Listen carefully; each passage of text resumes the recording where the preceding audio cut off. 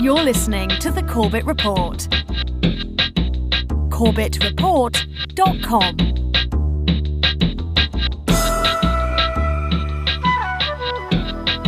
Welcome, ladies and gentlemen. Welcome to another edition of The Corbett Report. I'm your host, James Corbett of CorbettReport.com, coming to you, as always, from the sunny climes of Western Japan, here on the 8th day of November 2019. Welcome to episode 367 of the Corbett Report podcast. Robots are taking our fake news jobs. Now, I'm sure if you have spent any time online in the last few years, you've encountered an interesting phenomenon, whereby anyone who goes against the grain of establishment foreign policy thinking or establishment economic or financial thinking, or really against the grain of the globalist establishment generally, will be instantly labeled a fake news Russian bot. And some people even proudly wear the t-shirt to that extent, Russian bot, as if it's a joke. Well, it is a joke, but that joke took such extreme absurdities last year. It reached new heights of absurdity that it's almost beyond a joke, where real, living, flesh and blood humans like Ian56 on Twitter or Syrian Girl, previous CorbettReport.com guest Syrian Girl, were being accused of being literal bots. Now, the British government identified two Twitter accounts specifically that they claim have been pushing a Russian narrative and spreading lies. One of them I've contacted, and we have him now live. He's called Ian. Yeah, let's bring in Ian now. Thanks very much indeed for joining us today, Ian. So you've been identified by the government in this research as being a Russian bot, are you? That is a 100% total lie and complete fabrication by the UK government. You're obviously not a bot, but are you a Kremlin-controlled troll? And if not, why is it that so many of your tweets seem to follow exactly the Russian government line? I don't follow the Russian government line. I tell the truth. Here's the other account that's caught the eye of the British authorities. It belongs to an Australian blogger of Syrian descent. Now, when the UK government accused her of being a Russian bot over her posts on the Skripal case, her response was that she is indeed human. Maram Suzli joins us live now. Maram, good to see you. Well, you look real to me. You're sure you're not a Russian bot? Last time I checked, I'm a real human being. Hi everyone, this is Syrian Girl. I don't know if you've seen the news, but apparently, according to Sky News and The Guardian, I am a robot. Cue the music.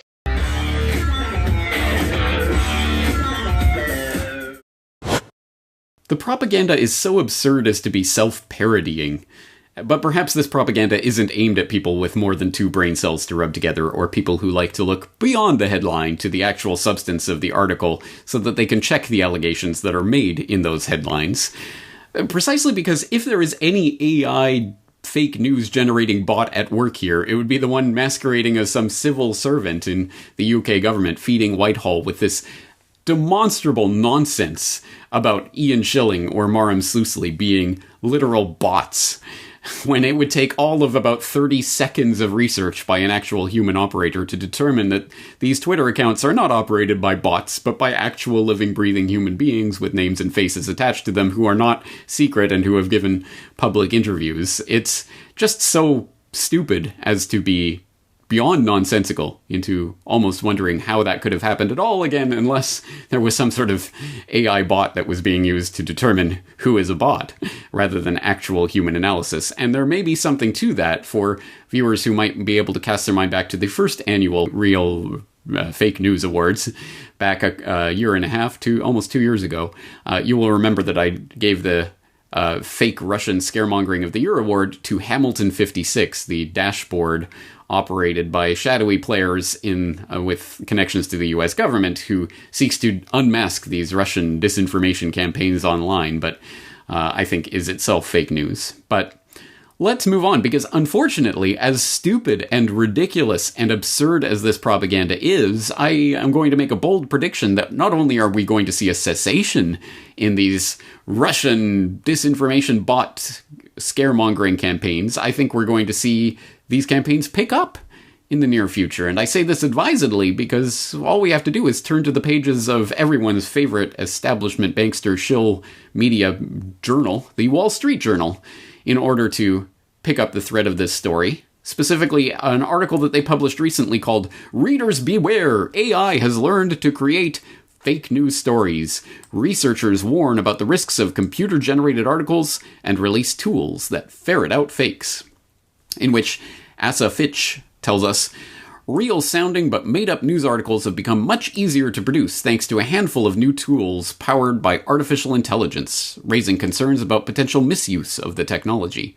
What deepfakes did for video, producing clips of famous people appearing to say and do things they never said or did, these tools could do for news, tricking people into thinking the Earth is flat, global warming is a hoax, gasp, or a political candidate committed a crime when he or she didn't. While false articles are nothing new, these AI tools allow them to be generated in seconds by computer." Alright, already, just in the first couple of paragraphs, several things to note about this. One is just the old-timey nature of this propaganda that we've been hearing for a very long time, that has either been touting the advent of computers and robotization as either some sort of unstoppable force of good or evil in the world generally, or in the economy in particular, that we've been hearing, I'm sure, well, certainly since I was a little boy. By the year 2000, we'll be living in floating cities in the sky, or by the year 2000, we'll be living in a post-apocalyptic Blade Runner hellhole. Neither of which quite transpired. They kind of failed to materialize. So this seems along those lines. Now everyone's going to have these AI generating fake news bots, and all everything we read online is going to be fake news generated by bots. Well, just because it can be generated in seconds does not necessarily mean that it's going to be the be-all and end-all of disinformation spreading in the near future. But secondarily, look at the examples they put in there. Of course, Earth is flat, and then we'll mix that in with global warming is a hoax. Again, which, unfortunately, a large section of the population would agree is equally absurd as Earth is flat. But then throw that in with a political candidate committed a crime when he or she didn't. This is exactly what I've talked about over the past couple of years, talking about the deep fake video technology and how it's going to be deployed in the future. They are prepping us, of course, for when and if there ever comes a, whatever, Prince Andrew blackmail tape type of situation, or, here's what Clinton really got up to behind closed doors, or something along those lines. You better believe they have the defense ready already at their disposal. It's a deep fake. You can't trust it. And now they're doing this even with these deep fake news articles written by AI bots. Continuing with the article, as far as experts know, the technology has been implemented only by researchers, and it hasn't been used maliciously. What's more, it has limitations that keep the stories from seeming too believable. But many of the researchers who developed the technology and people who studied it fear that as such tools get more advanced, they could spread misinformation or advance a political agenda. That's why some are sounding the alarm about the risks of computer-generated articles and releasing tools that let people ferret out potentially fake stories. So, again, think of what they're saying here, is that this threat of AI-generated fake news stories, which themselves won't even seem too believable, we will not be able to reason or actually look for evidence to support. Is this real? How can I triangulate information? No, none of that. No, you're going to use another tool, another type of bot, a computer algorithm to suss out, well, do you think this is real or fake? And guess who's going to be writing those bots and releasing them into the wild? It is the same people working for the same types of think tanks that are ginning up the fake news crisis in the first place, so that, let me guess, anything that goes against the grain of foreign policy, establishment thinking, or things along those lines will be automatically labeled to be, oh, this is suspiciously bot-like. As, of course, I've been accused of in my time at the Corbett Report as well. And it just goes to show that this is a weapon in information war that is about to be wielded against us. But let's look at the specific example they provide in this Wall Street Journal article. What an AI-created fake article looks like. Mining company in talks to extract resources from the moon. So this is an article that was generated by the Grover AI tool, and it says here, users start by entering a headline and a domain name, in this case, WSJ.com. The AI tool recognizes word patterns in the articles there and predicts the word combinations that should follow the headline. It takes less than 30 seconds to generate an article like this. Now, that's an interesting part of the scaremongering claim, because again, it only takes 30 seconds to put out this gibberish that no one will believe.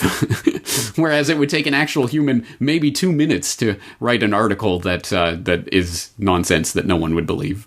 I mean, again, what are they even implying is the great core threat that has never existed before in human history here? But at any rate, let's look at this example that they point out. So this is about mining company in talks to extract resources from the moon, which is a headline that they presumably entered into this tool and told it to copy the WSJ.com style. So this is going to be in the style of the Wall Street Journal. It starts with the Conway, Arkansas byline, which the researchers note they have no idea why the bot picked that particular byline.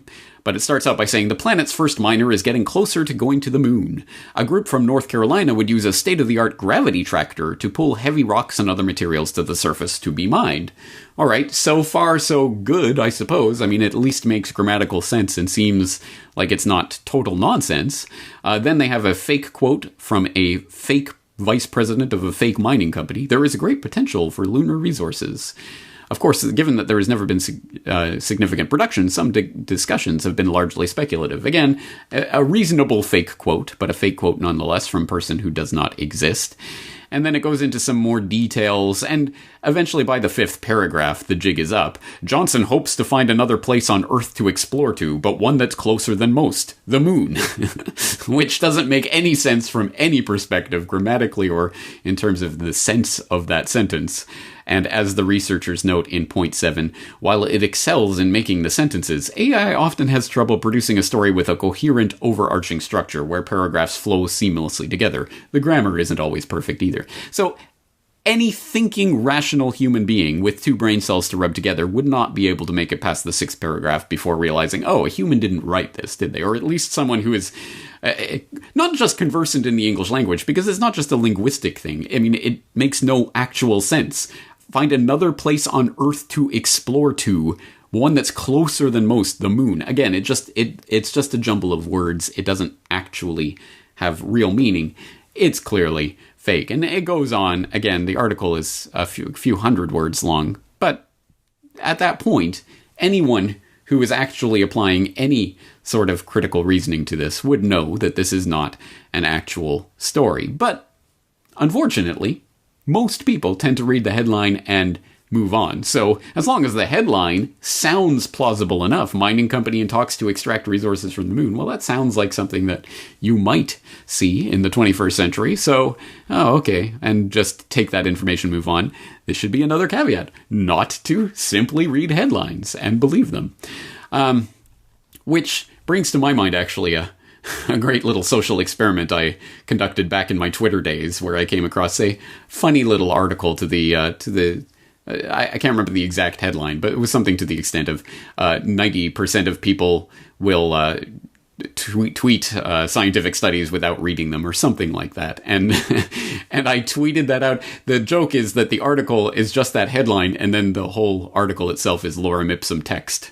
And so I tweeted it out as sort of a social experiment. A lot of people did clue into it and said, funny one, James, or that kind of thing. But there were some people who were saying, why are you trusting what these researchers are saying? They know that they often get things wrong, and blah, blah, blah. So it was just funny to see that at play, but it just goes to show that unfortunately people can be fooled by a headline alone, let alone 5 paragraphs of semi-convincing text, which would not be convincing at all if you did any sort of outside research to triangulate and verify. Is this mining company real? Is this person that they're citing real? So again, I don't think that the AI fake news generating bot is really the existential scare that they're ginning it up to be, assuming that people apply any sort of basic critical thinking or reasoning to these types of things, which unfortunately they don't. But that being what it is, what's the real catch here? What are they really getting at? Well, for that, of course, we have to jump down back to the bottom of the article where, the real agenda at play starts to come into focus, where it says, well, so far it doesn't appear that any of the technology has been used as propaganda. The threat is real enough that the U.S. Defense Department's Defense Advanced Research Projects Agency, or DARPA, in late August unveiled a program called Semantic Forensics. The project aims to defend against a wide range of automated disinformation attacks, including text-based ones. Private groups are also developing systems to detect fake news stories. Along with the freely available online tool Grover, researchers at the Massachusetts Institute of Technology and Harvard introduced a text inspector in March. The software uses similar techniques as Grover, predicting whether a passage is AI-made by taking a chunk of text and analyzing how likely a language generation model would be to pick the word that actually appears next.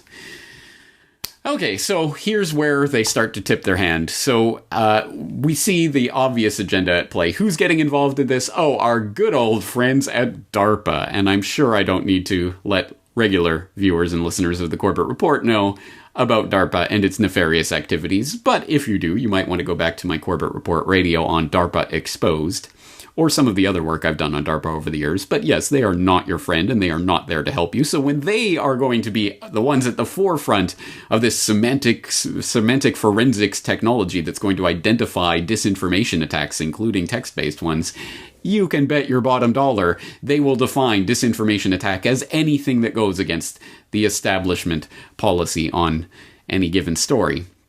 And then these independent researchers at the DoD adjunct, the Massachusetts Institute of Technology. MIT is nothing more nor less than an agency, a creature of the Pentagon, and they're developing the software that's going to use this technology to determine if this is an AI-made chunk of fake news by taking the text and analyzing it and seeing, is it likely to be language generation model generated? Well, if the language generation model is sufficiently advanced, then one would think it would be, for all intents and purposes, indistinguishable from an actual human writing that article. So there would be a lot of false positives, no doubt. But once again, I'm sure they will fine-tune these tools to make sure that anything that looks Corbett Reportian in nature will be identified as disinformation, and any sort of disinfo or fake news propounded by the establishment media, whether AI generated or not, will be given the seal of approval by DARPA itself. I mean, MIT and Harvard and these other totally third-party groups that are working completely independently, guys. Don't worry about that. Anyway, I think you see where this is going and what is happening here. They are trying to gin up a scare in order to provide you with the phony solution, as always, and that phony solution will, as always, play directly into the hands of what the establishment has wanted to do ever since the dawn of the internet, is put the cork back in the bottle, put the genie back in the bottle, make sure that the possibility to spread real information between people is squelched at the source, because anyone who's spreading real information, i.e. information that is inconvenient to the powers that shouldn't be, will be identified as disinformation and purged from the internet via the various algorithms and manipulations that I have identified here in the past at great length. So, where does that leave us? Well, it leaves us in the interesting position of being able to point out that actually there is AI-generated fake news bots and even fake news readers that are in existence right now, but they are not necessarily or exclusively in the hands of Russian disinformation trolls. In fact, they are employed by some of the largest news establishment news organizations on the planet. Hello, everyone. I'm an English artificial intelligence anchor. This is my very first day in Xinhua News Agency. My voice and appearance are modeled on Zhang Zhao, a real anchor with Xinhua. The development of the media industry calls for continuous innovation and deep integration with the international advanced technologies. I will work tirelessly to keep you informed as texts will be typed into my system, uninterrupted. I look forward to bringing you the brand new news experiences. That, in case you didn't know, was the world's first AI-generated English newsreader from the Xinhua News Agency, aka the mouthpiece of the Chinese state government. But interestingly, not the first AI-generated newsreader. That Xinhua, at any rate, has Chinese versions of those newsreaders, as you might imagine. Not just a male, but a female as well. Yes, the world's first woman AI-generated fake news reader, which happened earlier this year and was cause for celebration, I guess. Go equality! Yay! Now we have fake women reading us the news. But yes, that's creepy, and obviously venturing into the territory of the uncanny valley. If you go and watch that video, it is clearly something is slightly off. And once you are told that yes, that's because it is a computer-generated image, it is not a real human being reading those words and speaking those words and coming up with those words, presumably, that's where it starts to get really quite creepy. But again, just imagine a few years down the road, or using the technology of, say, the Department of Defense, the U.S. Department of Defense, that is a few years down the road. One does not exactly have to be a crystal ball gazing prophet to see where this technology is going and how convincing it will be in very short order. And more to the point, this whole scare about the fake news, AI generating bots, should really be applied, of course, to what we already know that these bots are being applied to, rather than some theoretical scare about Russian trolls living under every rock, Russian bot trolls living under every rock. It should be applied where we know that this technology already exists and is being actively used, although not necessarily actively admitted to, like, of course, in the establishment media in the US and elsewhere.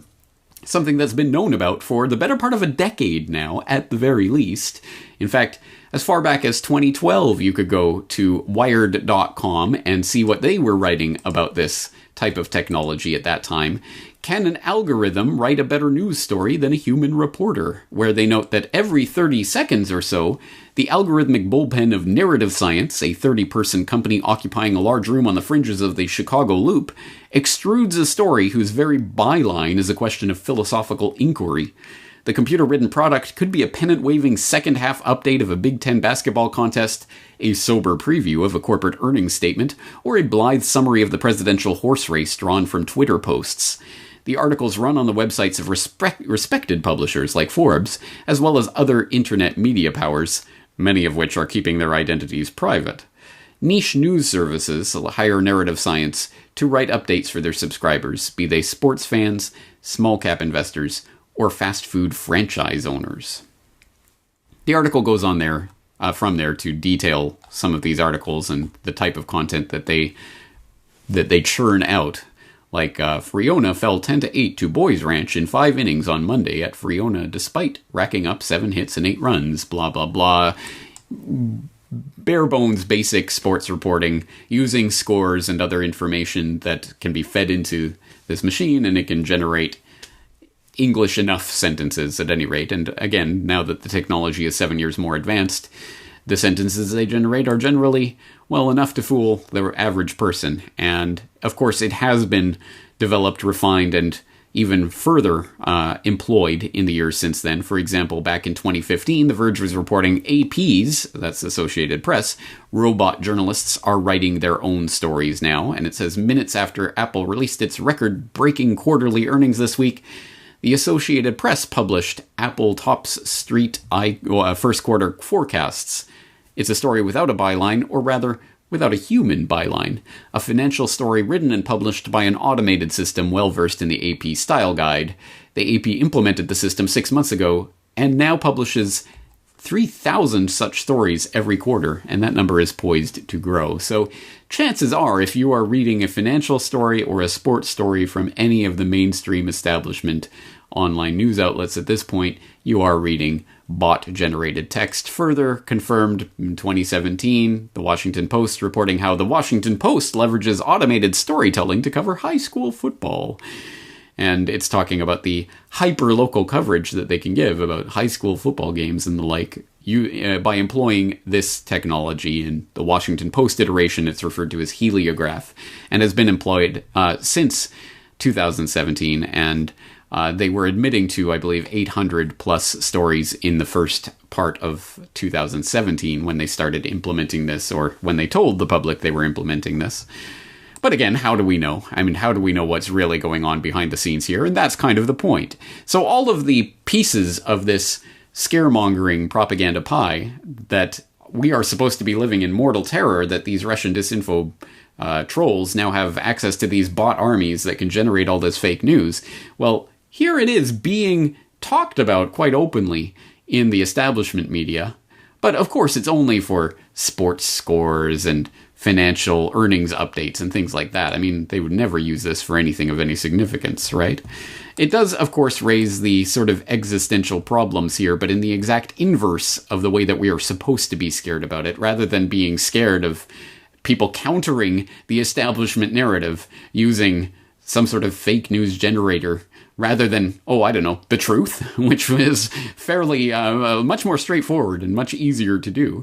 But I think the actual scare, if there is one to be had, is in the establishment using this to bamboozle the public. And of course it will be used in false flag type events where they will release fake news stories that are obviously and identifiably fake. They will show that a large portion of the public will go along with them, and then they'll do the big reveal. This was written by an AI generating bot, and maybe they'll blame it directly on Russia, or maybe they'll say, oh, it was all our test all along. But either way, they will make it so that you will have to not just question everything you read. Of course you should be questioning everything you read. And as I said before in this episode, triangulating information and seeing, well, this is a quote from this person at this company. Does that company even exist? That might be one way to triangulate that type of information. But rather than using your own critical thinking skills, they're going to try to engineer the public to be helpless sheep who need some fact-checking bot of some sort or other to come in and save the day.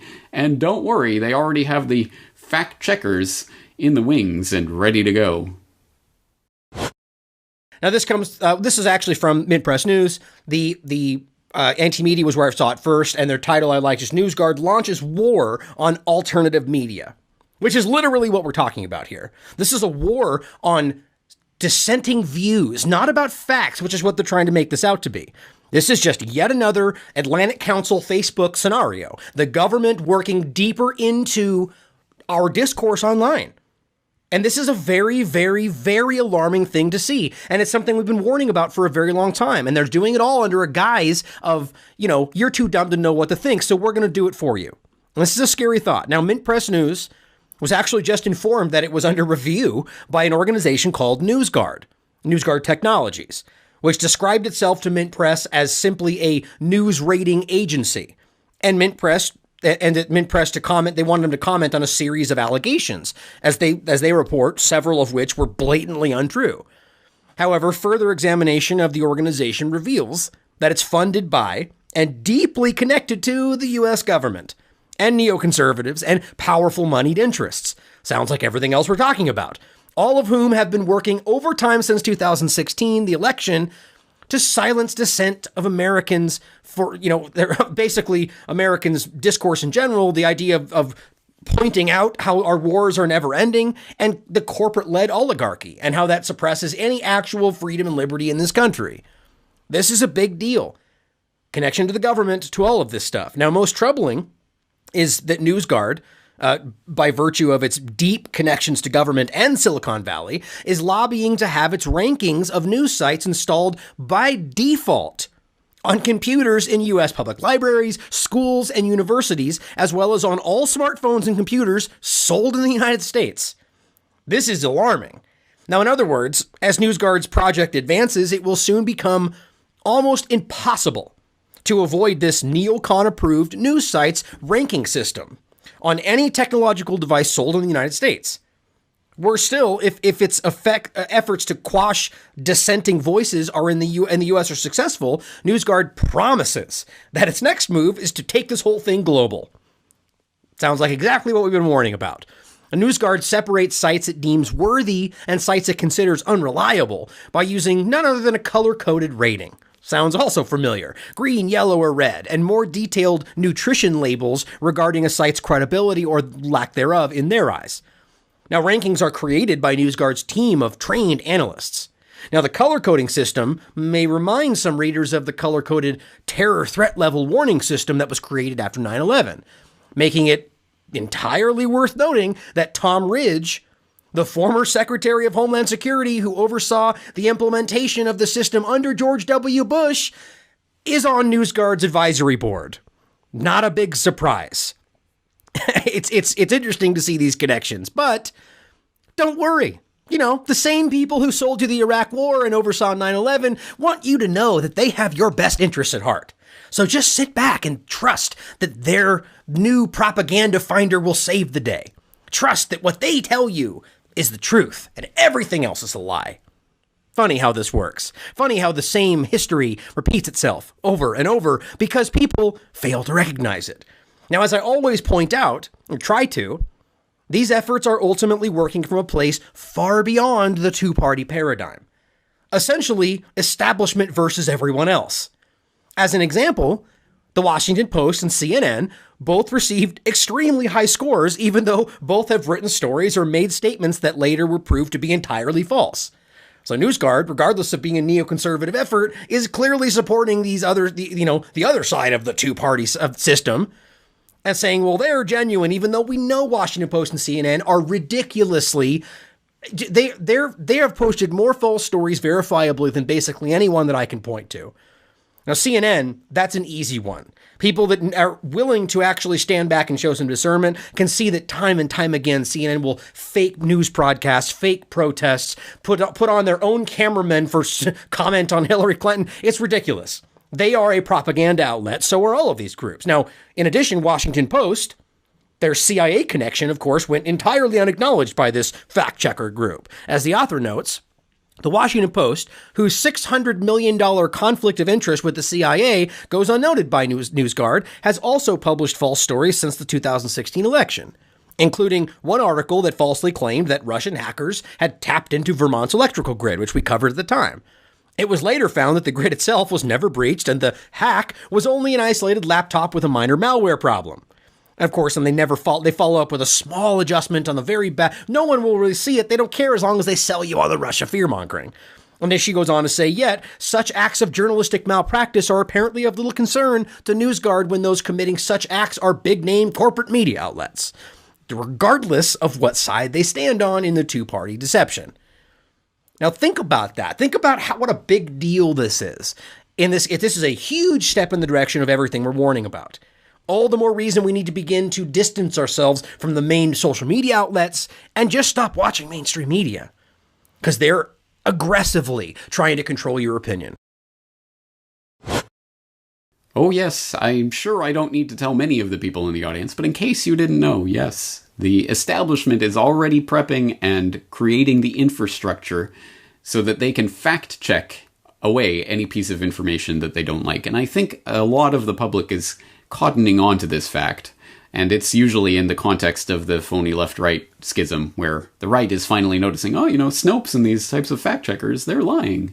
This is fake news. But at any rate, it is coming, and we can all see it. And unfortunately, since, again, it is being implemented essentially from up high, from the government and its affiliated think tanks, down to the level of the institutions that are run by the government, so that, for example, if your children go to a public school and it is sponsored by the state, then the state will employ some sort of NewsGuard fact-checker device to allow students to go and get information from this source and disallow it from that source. And guess what that source is? It's sites like the Corbett Report, because as I am told with increasing frequency these days, although I'm already aware of this fact, if you go to any of the establishment fact-checking news bias type sites at this point, the Corbett Report has already been flagged by a number of them as disinformation or conspiracy theory.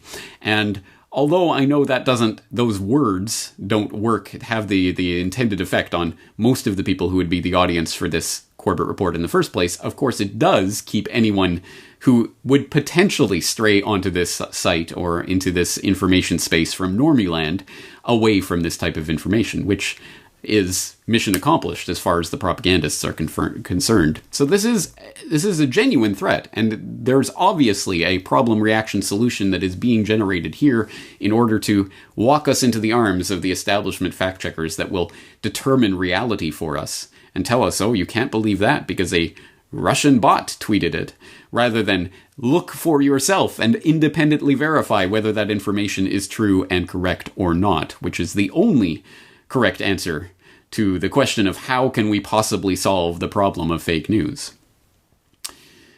Well, I'll leave you today with just this final thought. Do you really think that the establishment news media is going to tell us when they have fake news generating AI bots writing important articles beyond high school football game score results or Apple earning reports. Do you think they're really going to admit to that? Because as we even saw back in the Wired article from 2012, there were already internet media giants that were employing narrative services and others to write their content for them, but they weren't admitting to it. Well, I'm going to go out on a limb and say, yes, there probably is already a fair degree of that happening. And how much worse will it get when the deepfakes become so convincing that AI-generated anchors start to appear? Will we always be told that these are AI-generated anchors? And what are the implications of that? Well, perhaps the ultimate implication of that is not very much, because I'll leave you with this little Easter egg. The greatest top comment there on that YouTube post about the Chinese AI newsreader says that these AI-generated newsreaders is just like watching the NPCs at CNN, which I thought was a great line. So we're going to end this episode on that note, but I exhort you to, once again, do not simply swallow what I'm saying here. Go and check the sources in the show notes and check these various stories for yourself and come to your own conclusions about what's happening here and the proper way to proceed. Because if we simply rely on talking heads, whether real or robotic, to tell us what to think and how to think, then it's game over for humanity. And on that pessimistic note, I will tell you that if you do appreciate this information, I am a real living flesh and blood human being with a real living flesh and blood human family that does require food and nutrients and a place to sleep and other things like that. So if you do appreciate this information, please help to make this site possible. As little as $1 a month to become a Corbett Report member. Details at corbettreport.com/members. We're going to leave this episode here for today. I'm James Corbett of corbettreport.com. Looking forward to joining you again in the near future.